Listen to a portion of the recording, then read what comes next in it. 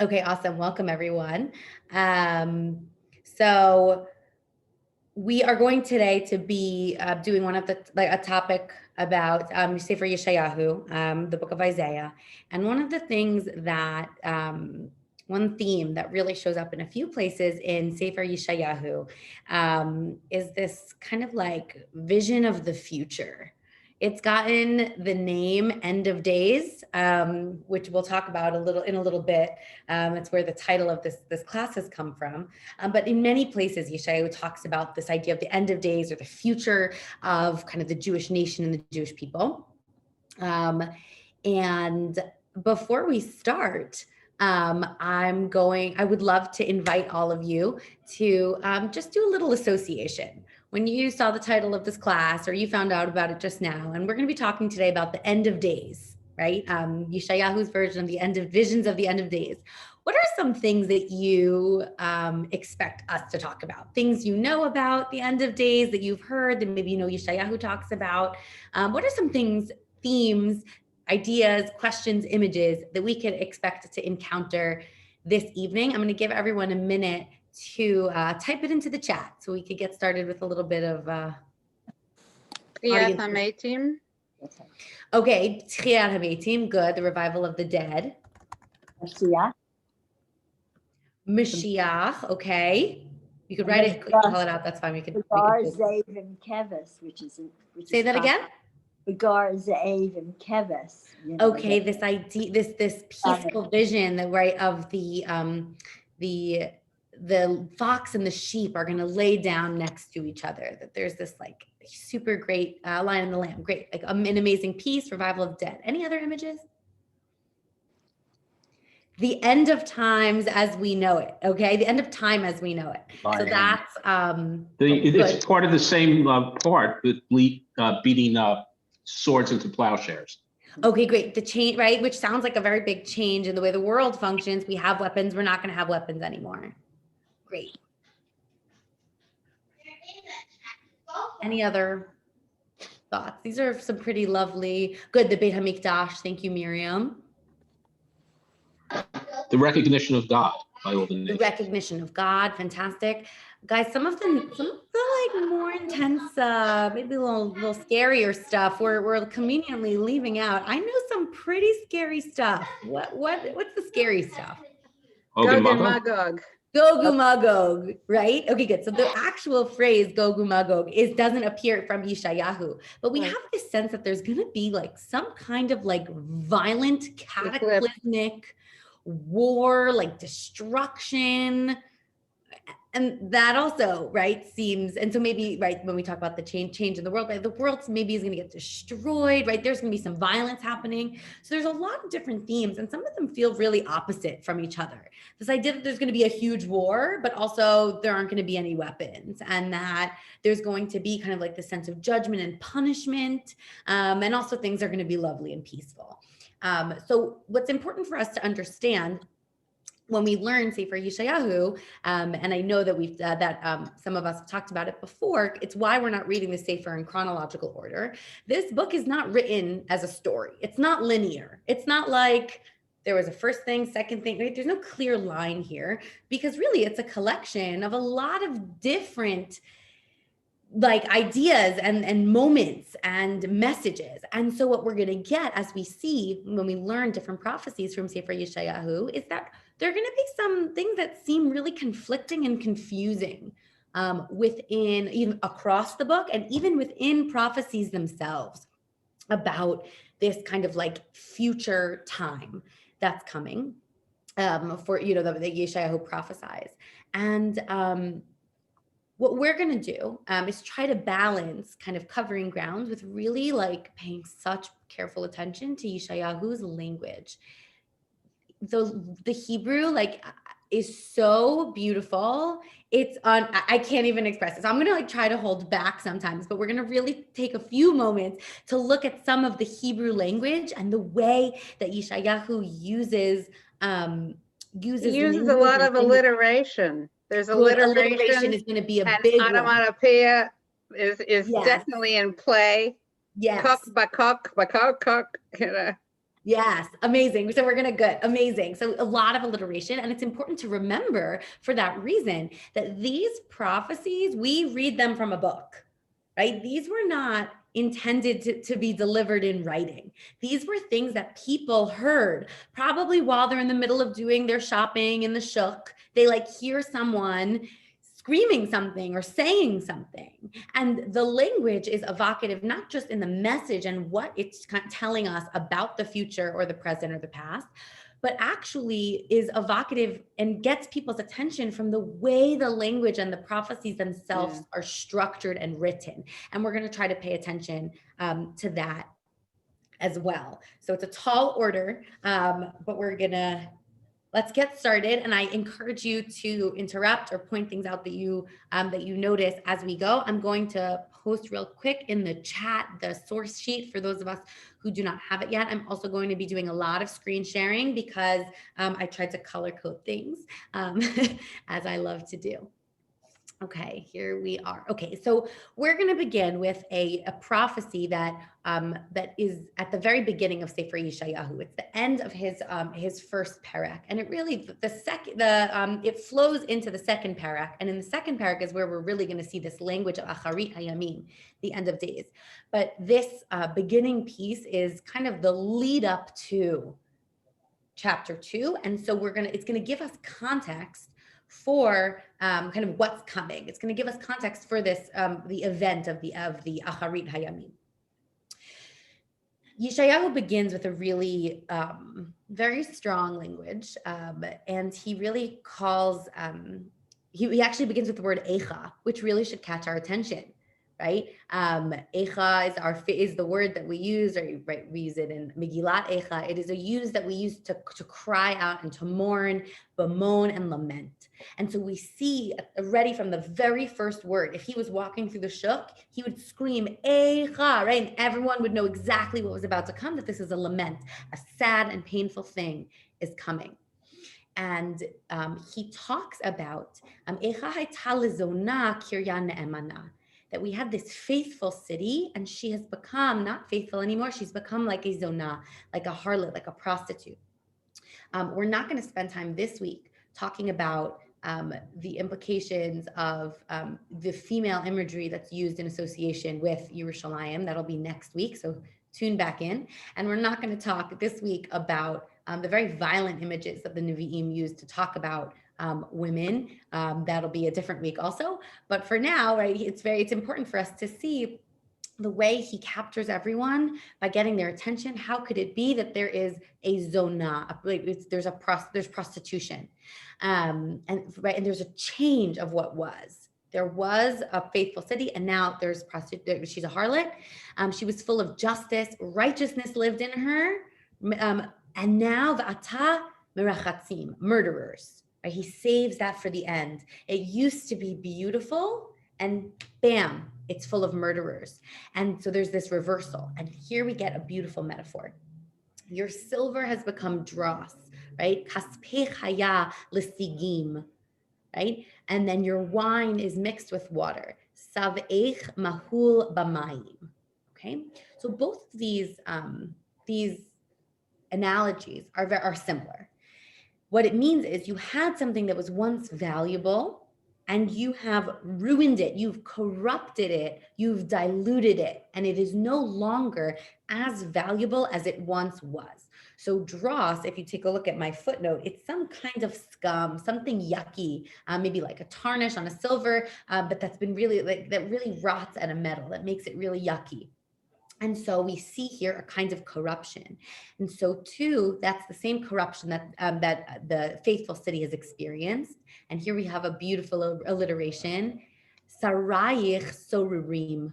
Sarayich sorurim. This is the altar translation. He tries to do his best to copy it. Your nobles are like knaves, right? Your sar, your princes, right? The people who used to be amazing, who supposed to be wonderful, are now like bad people, right? They hang out with thieves and they take bribes, and they don't do, and this becomes really important, yatom lo yishpotu, they do not judge the orphan, v'riv almana lo yavo aleihem, they don't even take the case of the lowly people in society. They're only taking bribes. And now when we think about what it means for there to be justice, right? When God talks about in the Nevi'im, talks about justice, divine justice, inherent to that definition is justice for the least among Bnei Israel, the widows, the orphans. For those of you who get the weekly Divrei Torah from the Jewish Center a few weeks ago, I talked about that in connection to the story of Shlomo HaMelech. He's the ideal, right? When we talk about Shlomo HaMelech's wisdom and chachma, the ideal king in Yerushalayim,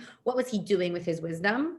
He was judging the case of two prostitute women fighting over an illegitimate baby, right? Like that is this ideal form of justice, and it's being perverted. And so because we see that it's ruined, therefore says God, I am going to ease myself of my enemies. Hoy enachem mitzarai v'inakma me'oivai. Enachem v'inakma, right? We have this aleph alliteration, but what's really, I think, supposed to be horrific here is the words we use to describe mitzarai and oivai. Who are the tzarot and the oivim, the enemies and opposition of God? It's all the other people who oppress Bnei Israel. But in this case, who is this? This is Bnei Israel themselves. That Bnei Israel have turned themselves into enemies of God by not doing justice. And that role reversal leads to God, va'ashiva yadi alayich. I'm going to turn my hand against you. What am I going to do? Etzrof kabor sigayich. I'm going to purge away your dross as with lie. I'm not sure what that means. We'll explain it in a second. Va'asira kol b'dilayich. And I'm going to take away your alloy. What is that image? What does that mean? So it's clearly picking up on the image from the preceding verse, which is about your silver has become dross. So I am not a metallurgist, but I did include a link to a YouTube video here in the document if you would like to see the process for separating impurities out from minerals. What do you do if you have a metal that has been corrupted? You melt it, you burn it. You have to burn it down to separate out the positive, right? The good metal that you want from the cheapening metal. And the reason why this metaphor is used here and is so important is because yes, God is going to turn against Bnei Israel and strike them. I'm turning my hand against you. But the ultimate connotation of this metaphor is that this isn't simply a punitive act. God is not just hitting to hit, right? This image implies that this painful punishment is actually a method by which Bnei Israel will ultimately become purified.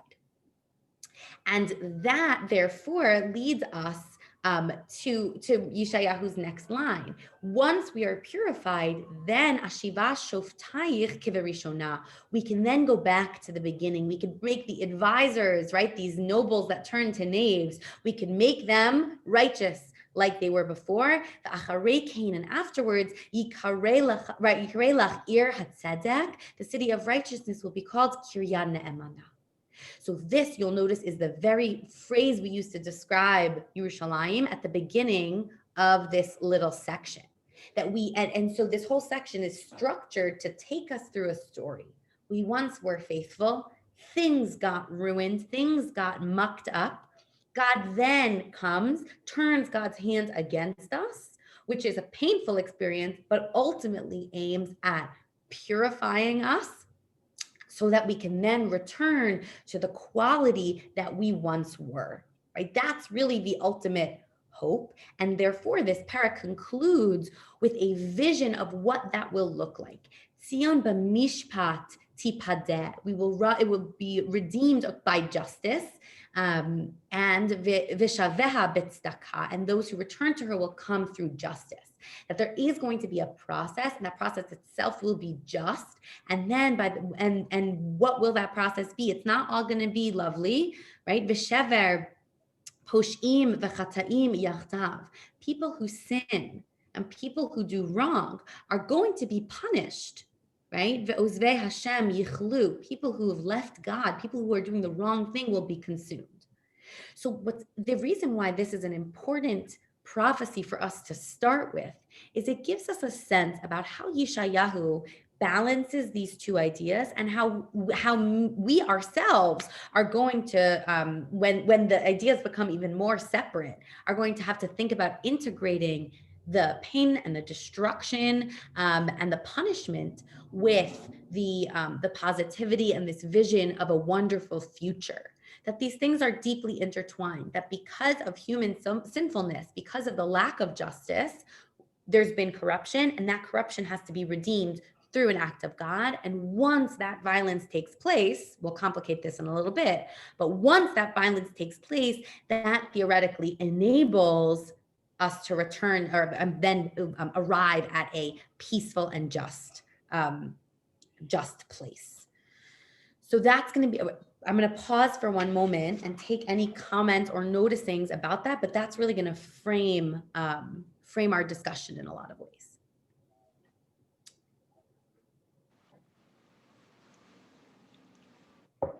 So I have a quick question. Yeah. A lot of this sounds familiar as we've gone through the various Nevi'im of what will happen if you don't follow God's ways. Obviously, it's more glorified and it's more elaborately spoken here. But I, to me, it's like the same tune playing over different prophet, different time, different location. Maybe now we're in Jerusalem, whereas before we were in Eretz Yisrael. But same. Is there any commonality that's been flowing through from the beginning when we started with Yoshua all the way through where we are now? Yeah, I mean, listen, this idea of like schar va'onesh, right, reward and punishment, and the idea also of like you're going to settle in the land and you're going to sin, and God is like that actually has been going since the Chumash, right? Like it's pretty consistent in that way. And it's funny because I think because of that, I think Nevi'im Achronim gets a little bit of a bad rap. Like it's huge, right? There's a reason why we're skipping, and there's like a lot of repetition. There's a lot of similar themes. And I think it really begs, I think, some broader questions, which is like, were the Nevi'im successful, right? Like we've been saying this for a long time and it didn't seem to work, right? What do we do with that, right? And I think that's like a big looming question that should really, I think, like hang over us in a way. We do have these prophecies and they're supposed to continue speaking to us. And are they doing a better job speaking to us now than they did when they were maybe first spoken and, you know, the Shuk in Jerusalem? Like, I don't know, right? And I think that's really, I mean, it's a bigger question than there is an answer, but yes, absolutely. That's a really good question. Yeah. I have a question about throwing something into the fire. I mean, I know this process. It often says that you refine. There's a German word that says you make it edel. You make it really refined by throwing it into the fire. And what the Nevi'im were, I mean, I thought of it when you were just talking. It's like a constant hammer on an anvil trying to refine and keep them at a level where they're able to relate to getting away from their evil or taking out the bad parts, allow them to grow. So that's why when you're saying that they have this all along, I think it's a constant process to keep them within the realm of a certain amount of justice and piety. Yeah, which is, I think, an interesting point. Maybe that process is never really over. We're always going to be working on improving the quality of the metal. Too. Beautiful. And I think this is also not for today, but another thing that maybe we'll have a chance to discuss together in the future is the role, I think it's Zachariah, the role that Eliyahu Hanavi is portrayed in this process. Almost like he's the master blacksmith, which is, I'm going to put a pin in that and we'll come back to it. We'll come back to it at a different time because, you know, Baruch Hashem, we have a lot more texts to talk about.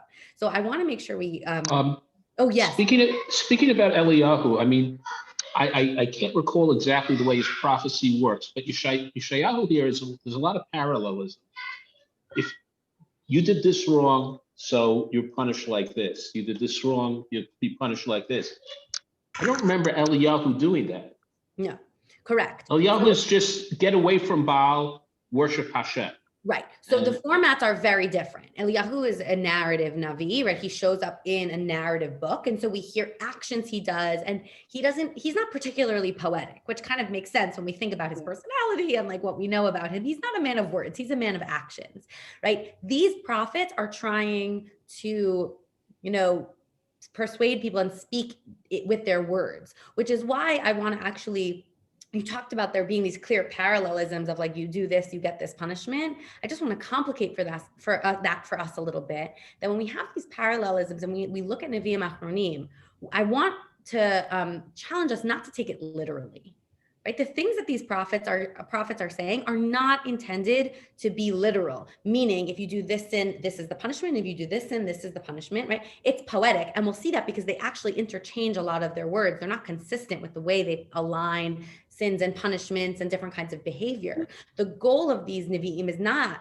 to tell us exactly what's going to happen to us. It's a ethos. It's intended to bring out a feeling in us, which is why literary devices here are so important, because of the emotions that they're supposed to evoke within the listeners. And I want to make sure we get to that. Somebody else said something. Is it burning? Like the fires of Acharit Yamim? Another alliteration. I think the Ashiva Shoftaya. Would you say that that's also an alliteration? Absolutely, I love that. Remind what? Va'ashiva Shoftayich. Beautiful. Yes, absolutely. And now that I have my screen up, I'm going to move forward. Thank you for that addition. Chapter 2 then begins with a new prophecy. And here we have our famous phrase, Vayhi ba'acharit hayamim. And it will happen, and if you take a look at the footnote, Robert Alter talks about it. I also brought a quotation here from the Dat Mikra commentary on the Tanakh, which is also an amazing resource if anybody wants to use it. But they both argue very strongly against us thinking it means the end of days. The end of days translates as something very apocalyptic, meaning the world is ending, right? That is a very actually Christian translation based on a whole host of reasons. I have actually discovered in recent years that the book of Yeshayahu is very, very important in Christian thinking, so much so that it's actually called, it's actually called the fifth gospel, right? That's like, right? So there's a lot of what we're used to hearing about Yeshayahu is in a lot of ways tinted by a Christian interpretation. I mean, it's the water we swim in. So Acharit HaYamim does not actually mean end of days. It doesn't mean the world is ending, right? It means, if you look at the Hebrew translation, it means later days, in the future, right? We think of later as behind us, as in the past. In the times of the Bible, Acharit is what's coming. So in Acharit HaYamim, in the future, at some unspecified point in time. Now, the rest of this perek really plays on the imagery of reversals, of role reversals, specifically spatially, of things that were high coming low and things that were low coming high. And so it leads to kind of like a reorientation, to a correct orientation of the way the world should be, that we as human beings have ruined the order and structure and hierarchy of the world, and that in the future days, it's going to be rectified. And the people who belong on top are going to be on top, and the people who belong below are going to be below. And we see this with the real image of Har Beit Hashem. Nachon yehiyah Har Beit Hashem b'rosh haharim. It's going v'nis'a migvaot. That what's the highest mountain? It's going to be the Beit HaMikdash, God's mountain. Now, Yeshayahu knew that Har HaBayit was not the highest mountain in the world, right? And it's an interesting question. When he says this, does he mean that there's going to be some massive reshaping of all of the mountains in the world to physically make Har HaBayit the tallest? It's going to make the fact that all the nations of the world have to visit it very, very difficult. I don't think that's what he meant, right? It's not that you have to now hike up a tall mountain.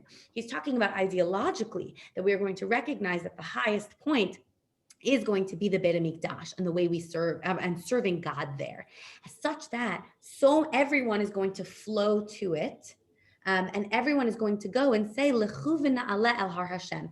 Everyone's going to want to go. All of the world is going to want to go up God's mountain. And this, when we talk about height, we're talking about acknowledgement of its correct place in the world, meaning its elevated stature. And God is going to be a judge among everyone. And this is where we have our famous image of they're going to grind their swords into plowshares. And the way of the world is going to change such that there's this absolute peace. Right? Lo yisagoy al goy cherev v'lo yimadu od milchama. Another amazing song we could have started class with today. Right? There's not going to be any more war. Everything's going to be absolutely peaceful. Now, this seems to come about not necessarily because of a change in nature, but as a result of justice. That if true justice is done, God's justice, then that will kind of remove any fighting. And Beit Yaakov, lechu v'nocha be'or Hashem. We have the same idea, lechu v'nocha, let's go, right? There's movement here in this prophecy. People are moving. Nations are going up to God. Beit Yaakov is walking, right? The Jewish people are walking with God. And this is really where the tenor, again, shifts. And we're going to have this whiplash a lot. We have this elevated vision, and then we have the reality. What's the reality, right? Beit Yaakov abandoned their nation. They integrated, they mixed with all these other nations. Mal'u mikedem. They became full of the east, of the Plishtim, right? Of this negative outside influence. Vatimale artso kesef v'zahav. And what happened? The land became full of money. Ein ketza leotzrotav. There's no end to the treasure. Vatimale artso susim ve'ein ketza lemirchavotav. Right? Interesting to note that both of these are ways in which a king violates his responsibility to God. And we're seeing that all of Bnei Israel are full of money. And because there's full of money, what happens? Vatimale artso elilim. That then the land becomes full of avodah zarah. That there seemed to be implying here some kind of cause and effect. That this preoccupation with the other, with money, leads to idolatry. And the Maaseh Yadav Yishtachavu, and so he bows down to the things he himself made, La'asher asu etzba'otav, what his own fingers made. And this is going to be the ultimate reversal, is that instead of going up to God, we're worshiping what we in our own little fingers have made, and we are bishtachavu, we're bowing down. So do we see that image? Going up the mountain of God versus bowing down to the things our hands have made. And then, right, yishtachavu, l'maaseh yadav, and here we have vayishach adam vayishafel ish. The human beings shall be brought low, right? And it's the same word, because we, yishtachavu l'maaseh yadav, we bow to avodah zarah, we bow to our handiwork, then that's the reason we brought ourselves low. And so we will be brought low. Va'al tis'a lahem, don't favor them, don't spare them. Tis'a linsoa, what does linsoa mean? To lift up, right? It's a similar, right? It's to do not lift up. And this is going to be a motif that goes through that runs through the rest of this, is that we're saying, go hide in the lowest places, go hide in cracks of the earth, right? We're getting as low down to the earth as we possibly can, because mipnei pachad Hashem, you should be so afraid of God that you're digging yourself underground. Ve'enei gvahut adam shafel, and this, it's right. Gvahut means haughtiness, right? But it's from the word gavoha, height, right? The eyes that, right, human haughtiness, right? We're walking around with height. We will be brought low.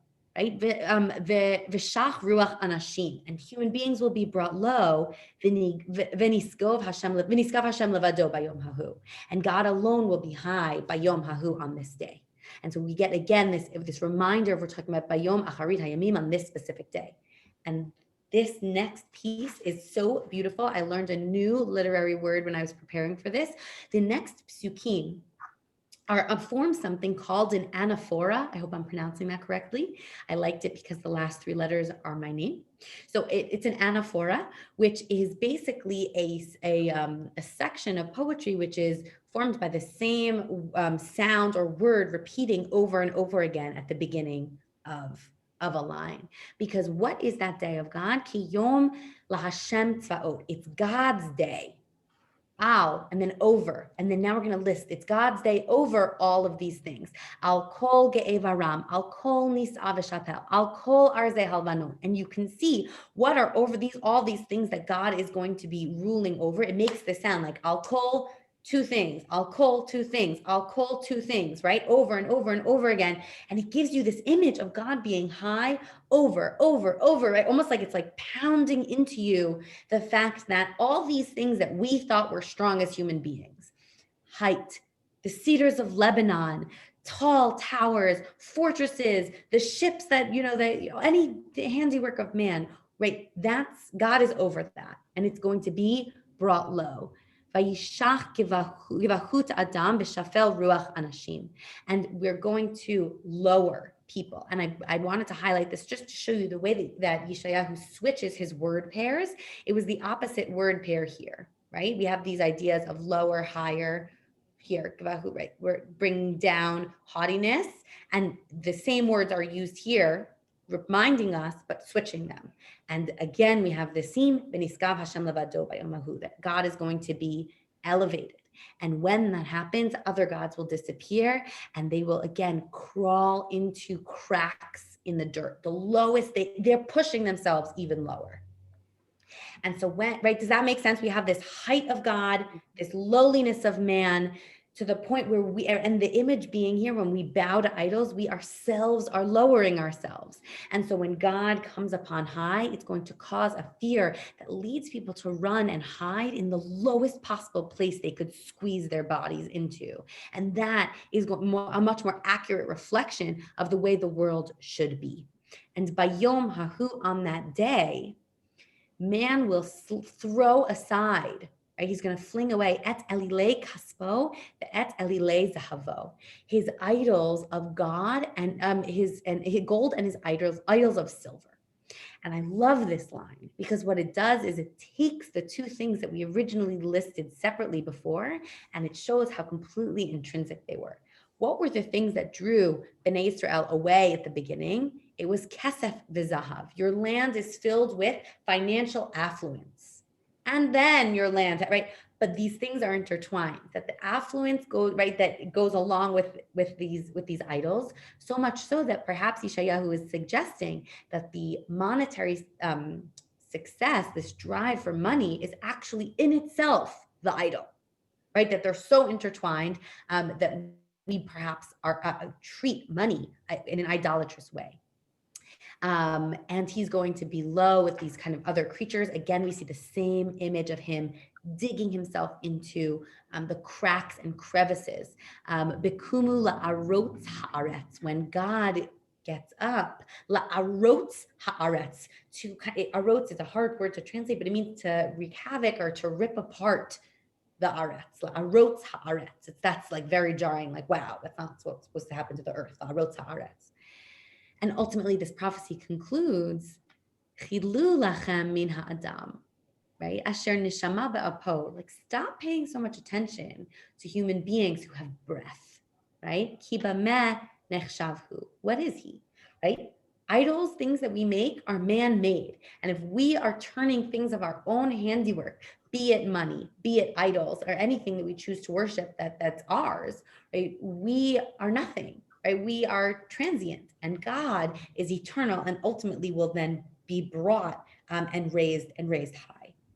And so through this image, we get this idea that by Yom Hahu ba'acharit hayamim, there's going to be a great accounting made, a great rectification that will ultimately bring about peace.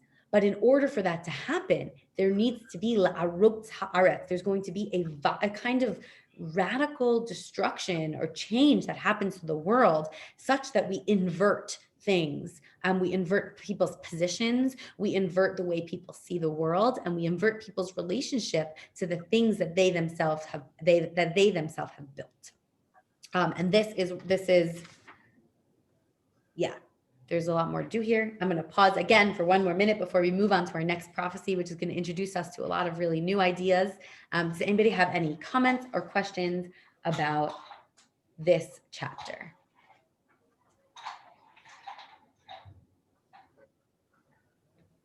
Ora, I'm just glad that you're dealing with the language and the poetry, because the assignment is quite heavy, and to get through the reading, you tend to sort of slide through it to cover it, but you have to say it out loud to catch the beauty of the language. Yeah. So I found myself doubling back, and it made it twice as long.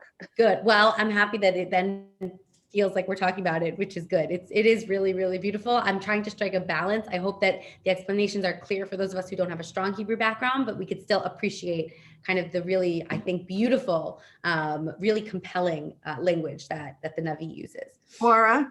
Yes. Yeah. Why Beit Yaakov? As opposed to B'nai Yisrael? Yeah. Yeah. So Beit I think, Yaakov, so there's many different ways of approaching those kinds of questions in a literary work. There's two kinds of answers. One is the answer, which is that we use a lot of synonyms, and that to like kind of decide which one, why we use Beit Yaakov as opposed to Beit Yisrael, as opposed to Amecha, as opposed to, Ir Ne'emanah, right? There's a lot of descriptions used, that it's because it's a poetic work. It needs to use a lot of different descriptions, right? So that's one possible way of answering the question. The other way is the method of Mitzudat David. So Mitzudat David was a commentator who lived during the Enlightenment, and he commented a lot on Navi. And his main kind of thrust of his commentary was to point out how every single word has an intentional meaning. That when the Navi has a parallel structure, it uses two words and we're like, oh, that means the same thing. No, Mitzudat David tells us, actually, each one of those means a particularly unique thing. And let me tell you what it is. It's a fantastic commentary to do if you want to study Nevi'im very carefully. So I would encourage you, if you want to pursue that question, to look at Mitzudat David's comment on these words. I did not look them up, so I do not know the answer to your question, but I'll just explain why Mitzudat David was motivated to make that kind of claim. At the time that he lived, there were a lot of people who were saying, oh, this is a literary work, meaning a human being wrote it and there's nothing divine about it. These are just some nice poems which survived by accident of history, and it's according to the ancient Israelite style of poetry and like whatever. Right? That people were treating it almost in a dismissive way.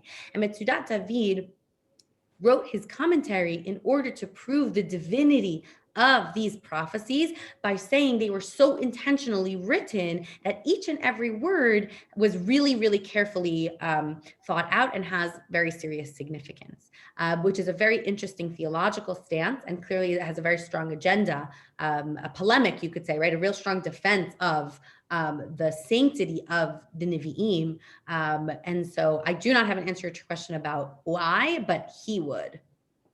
Well, if I may suggest, I think you're referring to the Malbim. Oh my God.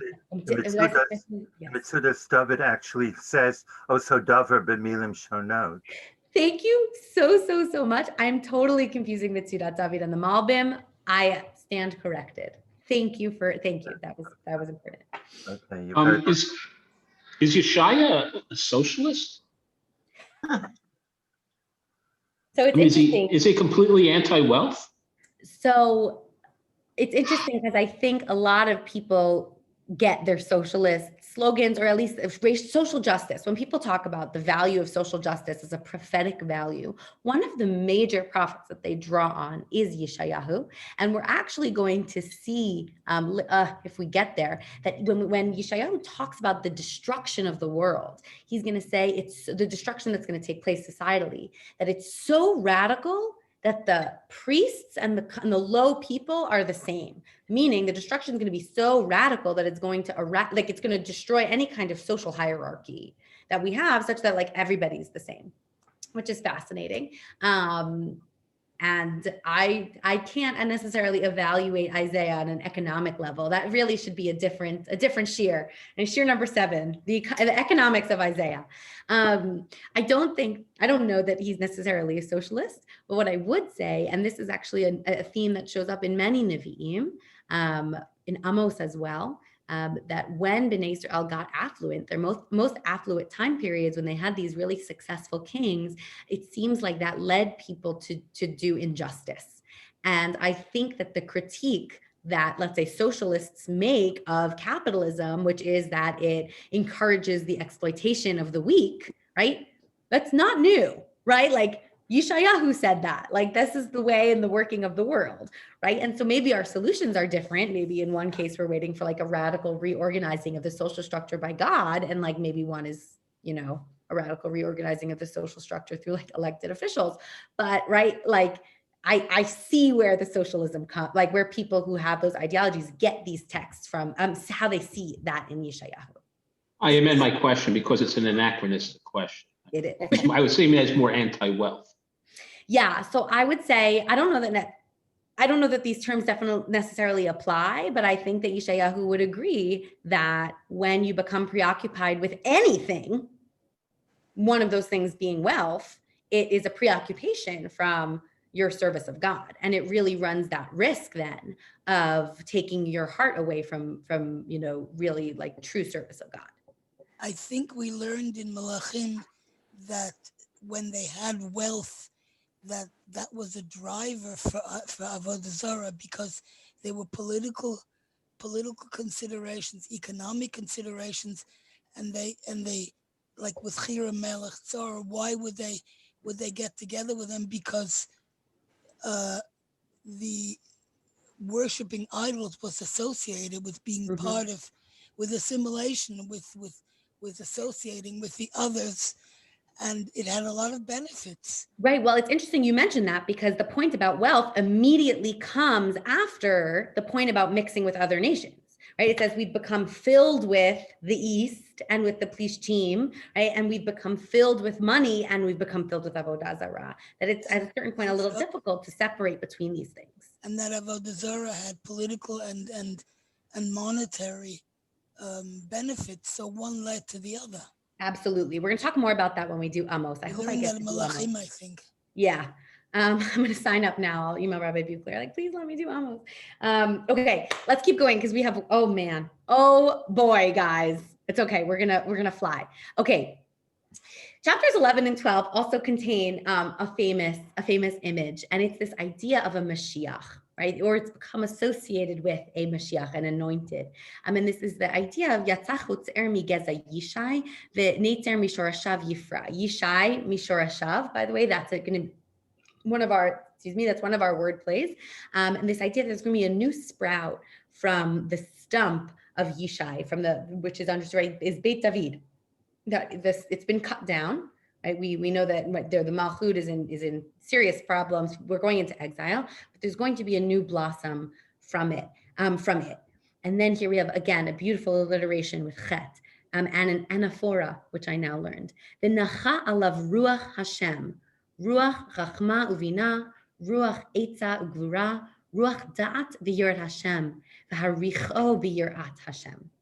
This idea of God's spirit is going to rest on this person, and it's ruach chachma ubina, right? It's this spirit of wisdom, counsel, and importantly, we see here tied together, da'at v'yirat Hashem, knowledge and fear of God, right? That these things go together, and he breathed out yirat Hashem.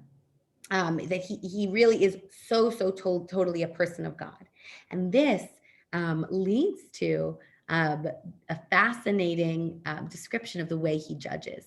He doesn't judge by his eyes. He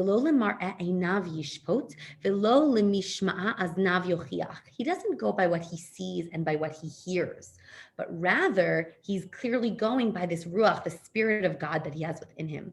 A quick throwback to when we were talking about selecting David HaMelech, right? And God sends Shmuel to anoint David HaMelech as king. God specifically tells Shmuel, don't look, right? Because he says, don't look at their physical appearance, right? Man sees with the eyes and God sees with the heart, right? This idea that as human beings, we tend to make judgments, the best, even good judgments, the best judgments we can make are based on what we can see and what we can do. But we will never have enough information. There's all right, if God really becomes involved for there to be a kind of divine justice. And what is he going to do with that justice? V'shafat b'tzedek dalim v'hochiach b'mishor la'anvei haaretz.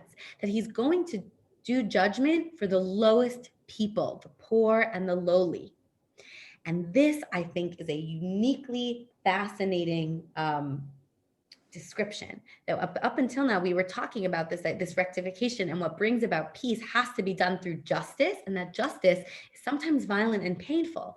But this person, v'ika eretz b'shevet piv, that he strikes the land, right? He ka eretz b'shevet, he's hitting them with the rod. There's a punishment, but what is it? B'fiv, with his mouth, right? Not with a stick.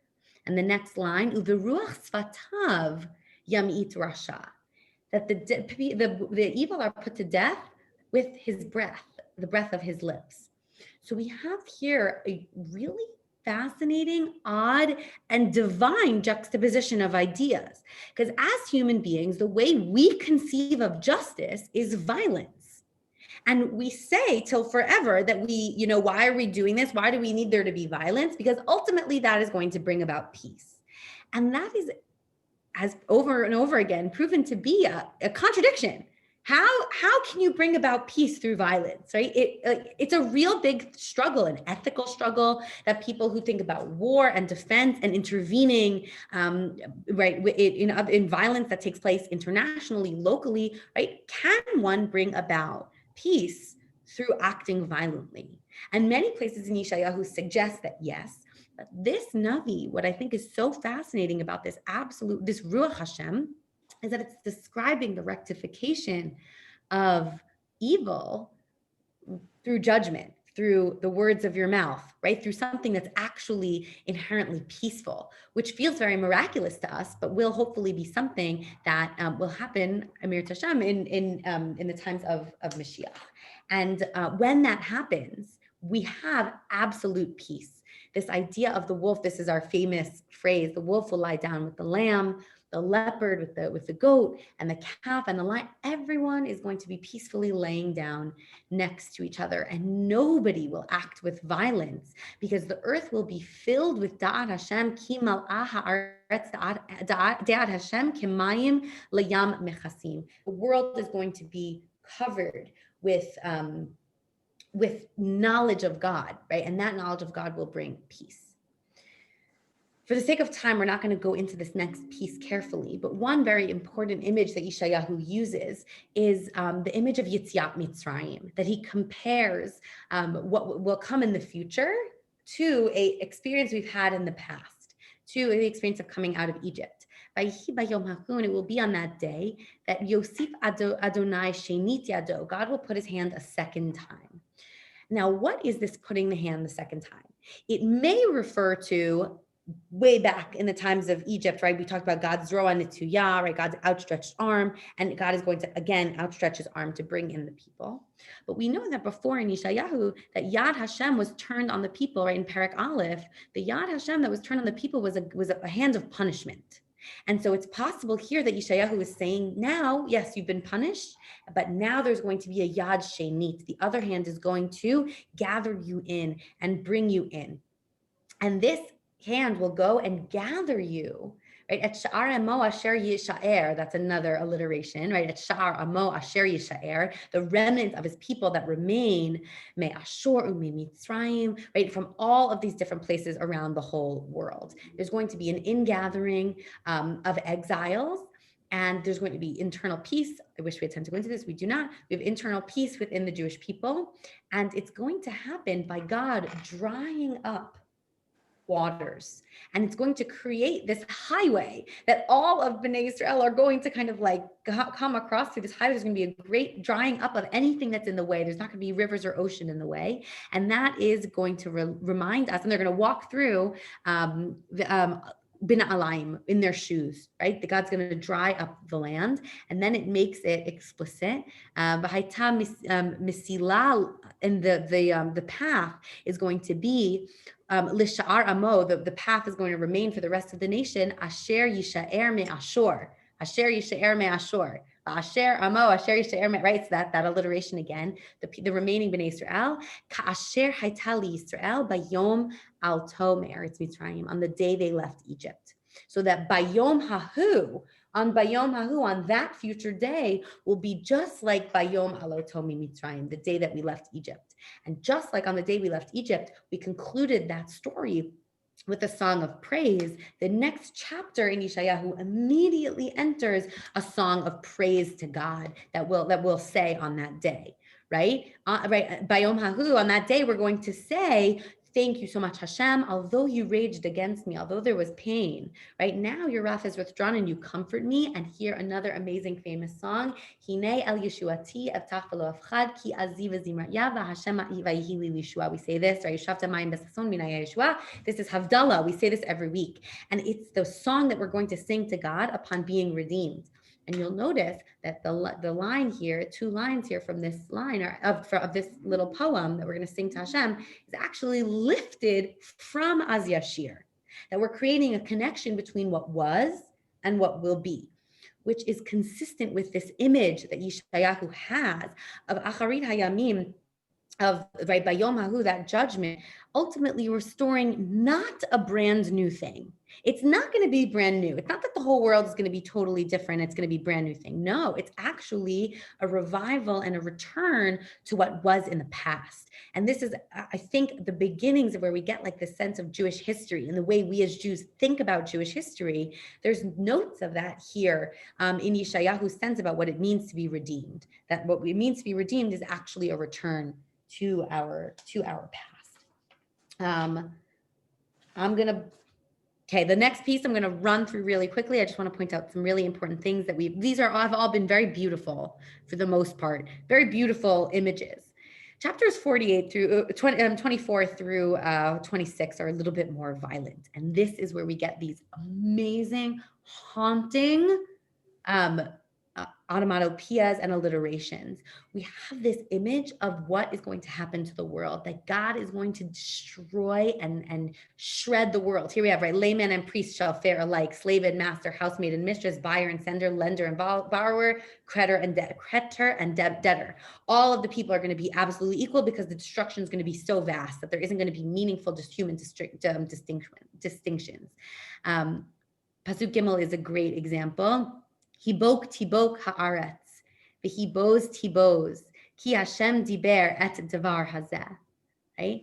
Avla navla haaretz, umlala navla tivol, umlalu mirom am haaretz, right? We have these words that repeat over and over again. It's hard to get it in the English, but it has a very intense and horrific feeling because we're taking these destructive words and we're saying each one twice.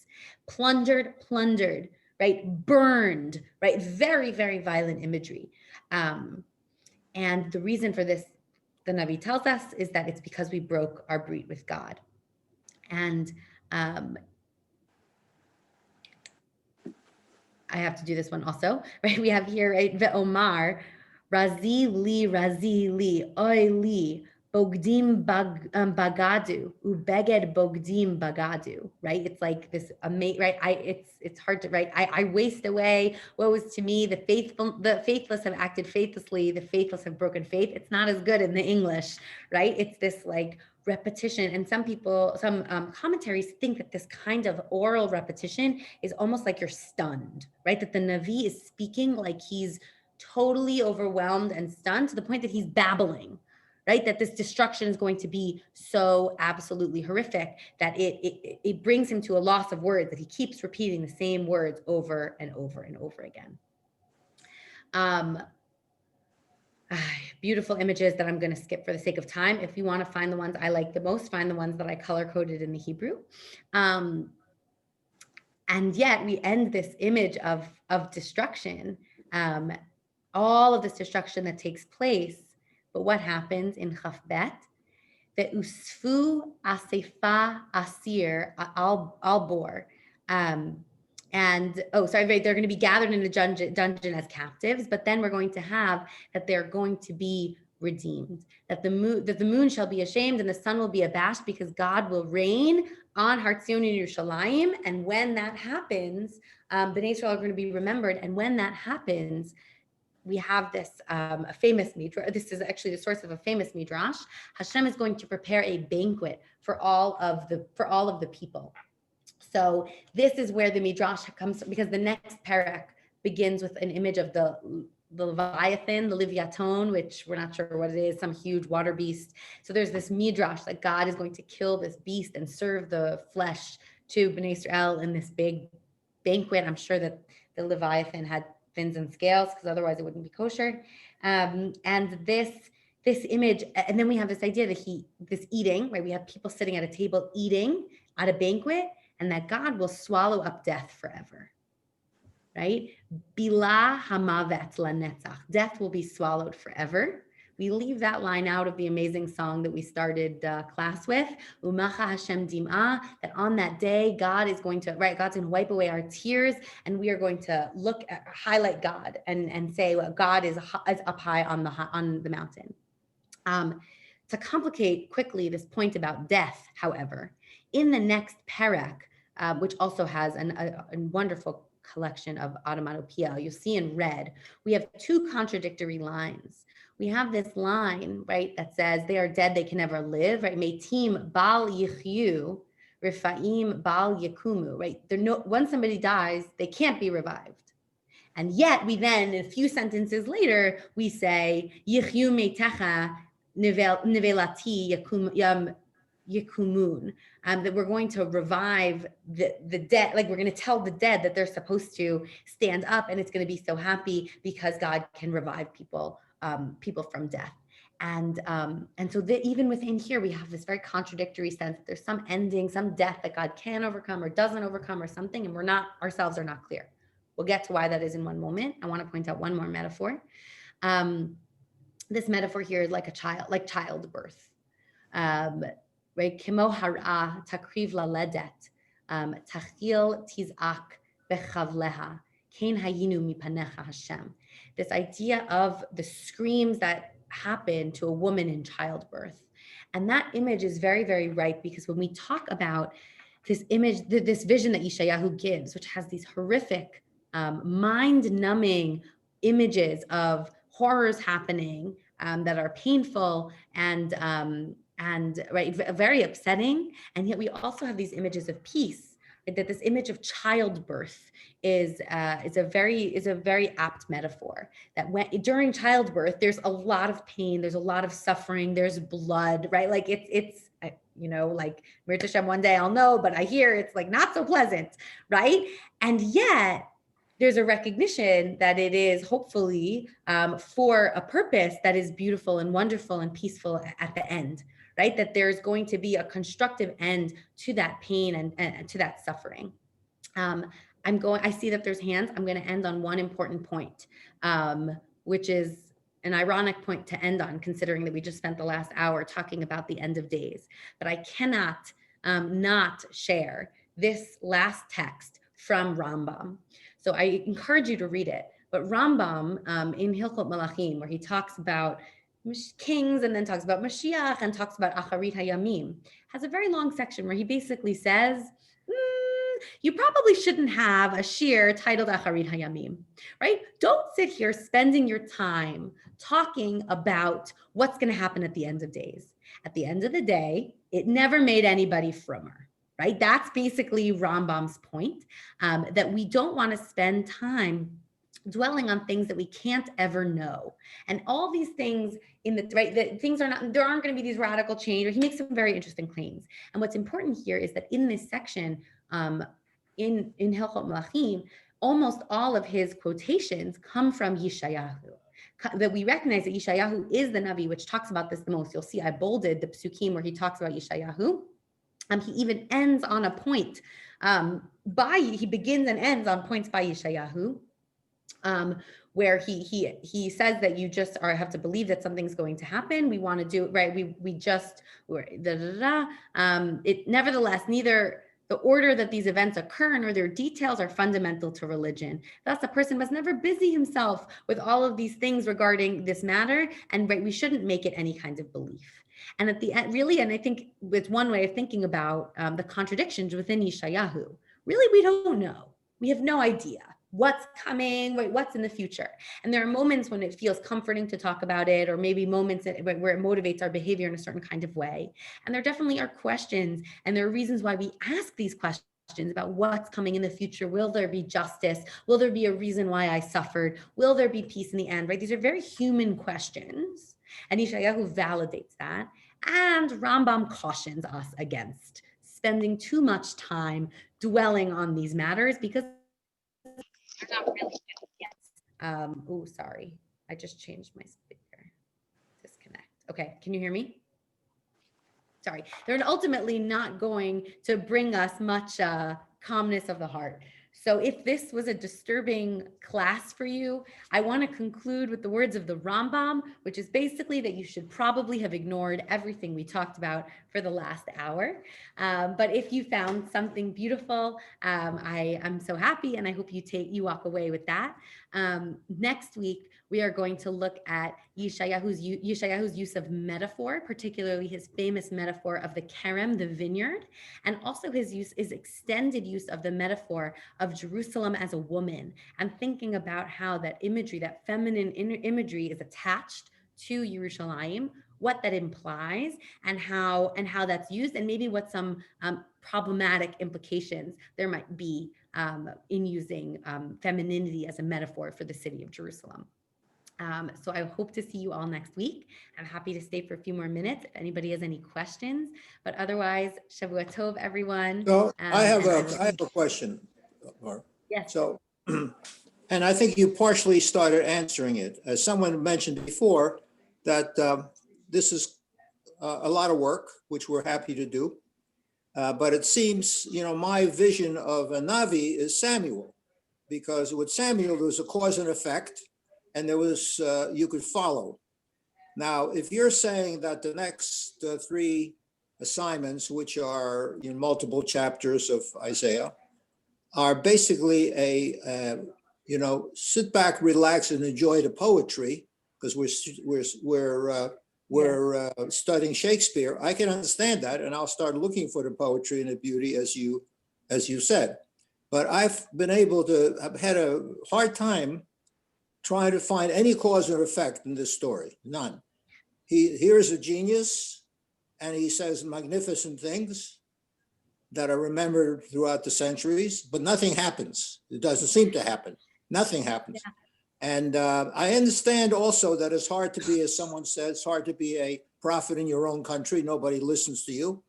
But in our history, we're trained, all of us are trained in studying Chumash, in studying Navi before this period, to see that there's cause and effect. Okay?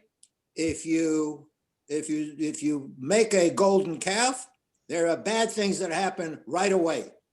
Here, nothing happens. All we're hearing is a lot of things, a lot of poetry. So how should we approach? I mean, this is beginning to feel to me like you saying to us, George, for the next assignment, take 15 Haftorahs and we'll read them together, and then we'll discuss them. Yeah. So how should we approach this going forward? Yeah. So before I give like a specific answer, I just want to empathize with what I think is a real frustration that you're expressing about studying Nevi'im Achronim. I think like it's when you look at the size of like how much Nevi'im Achronim takes up of the Tanakh, it's actually enormous, right? And I don't think we spend a lot of time reading it. And I think in a lot of ways, it's because of what you said, right? So there's some pragmatic reasons, right? It's a lot easier. Let's say we're thinking most of the Jewish education we experience maybe happens in day school, right? If these are hard, right? It's easier to teach a story, right? And it's actually been chosen to be more part of our liturgy, right? There's no reason why anybody who would necessarily encounter a lot of these prophecies, the Hebrew language is very difficult and it's hard to understand. And yeah, I think there isn't a story. Nothing happens except for the fact that like ultimately at the end of all of this, the Beit HaMikdash gets destroyed. But like that's one plot point that we kind of realized already. So I just want to say, like, I empathize with that, and I hear the challenge. And what I'll say is, like, you know, our Chazal like canonized this Tanakh, and they included all of this stuff in here. And I think it is a challenge for us to think about how we interact and interface with it. I think you're expressing that for you, stories work better, and you really like you when you think about yourself as a learner, you're vibing with the stories. I know some people who don't feel that way. I know some people who could like sit and read Yeshayahu and like have just like and cry and feel so connected to God and like leave and have the most spiritual experience. And one of the things that I think is so beautiful about the Tanakh is that it actually contains books for everyone. And I think that that it might not work for you, and maybe this is going to be a tough 6 weeks, and really it'll be probably a lot longer than that because Yechezkel and Yirmiyahu. But I think there are some people who actually see this as a way that they deeply connect to God and feel these words speaking very, very much to them. And so for you, maybe there's that kind of technique, and there are smaller stories that are within this. But I think some people really do find a lot of beauty within this poetry. Well, excuse me, just one quick thing. I'm not looking for a story. I'm just trying to see where this connects. Did any king in this period listen to Isaiah and do something different? So I believe so. Actually, there are narrative portions which maybe some other people are going to touch on. But I think what's important is, I see you, Ellie, just 1 second. What I think is important is that these are not necessarily here for for us to like find out whether or not it was impactful, because it clearly wasn't, right? Like the Beit HaMikdash was destroyed. But when we talk about why these prophecies were included, it's Nevuah shehutzricha ledorot, this idea that the things that were relevant for forever. And I think one of the questions we might ask ourselves is like, maybe this prophecy is being said to me, right? Like maybe the times that I'm living in aren't so different than the times that Yeshayahu HaMelech lived in. Like we see corruption, we see people worshiping things and putting their lives and efforts into things that like aren't God and don't feel like they're just and right. Like I think there's a lot to empathize with for ourselves. So I would even challenge us to see if we could hear the voice of the Navi speaking to ourselves.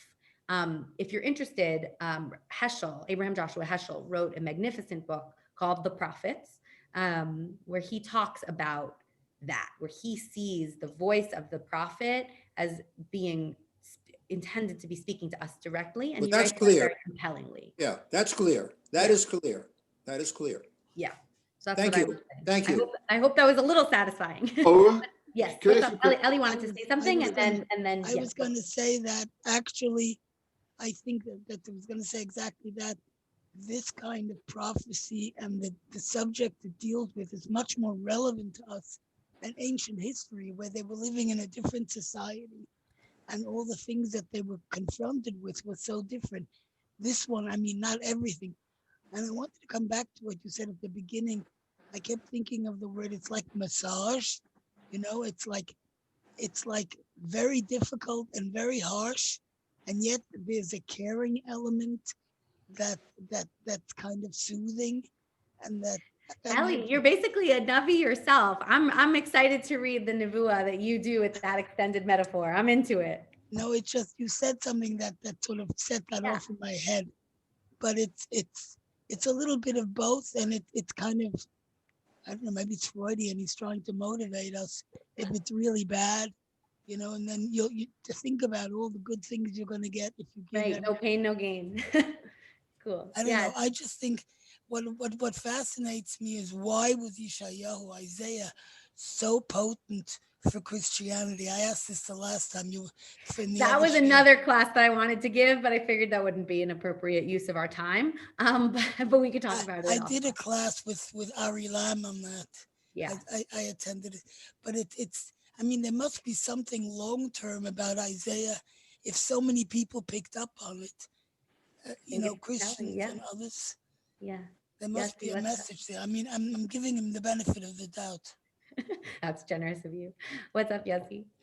As I read Yeshayahu, I approach it from a poetic standpoint, and the themes, the use of allegory, similes, it reminded me so much of Yamiyahu.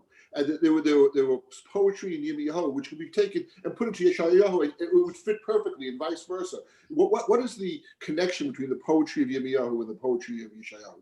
Great. So Yirmiyahu and Yeshayahu, so both of them, okay, so there's yes and. Both of them were prophets writing in the same language.